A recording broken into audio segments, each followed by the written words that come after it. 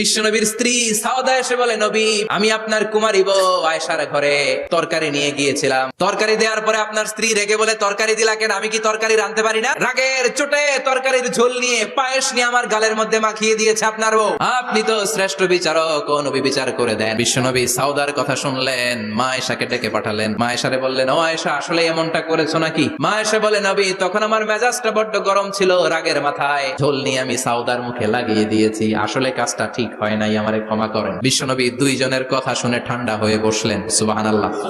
দুইজনের কথা শুনে বিশ্বনবী বললেন, আমার আদালতের রায় হচ্ছে কিসাস। সাউদাকে যেমনি তুমি পায়েস মাখিয়ে দিয়েছো, সাউদাও পায়েসের বাটি থেকে কিছু পায়েস নিয়ে আয়েশার গালে মাখো। সুবহানাল্লাহ পড়েন। সাউদাও বিশ্বনবীর রায় অনুযায়ী বাটি থেকে পায়েসের ঝোল নিয়ে মা আয়েশার গালের মধ্যে মেখে দিলেন। মা আয়েশা কি আর করবেন, হেসে দিলেন। সাইয়েদাতুনা সাউদাও হাসলেন, বিশ্বনবীও হাসলেন। আরশের উপর থেকে খুশি হয়ে গেল কে?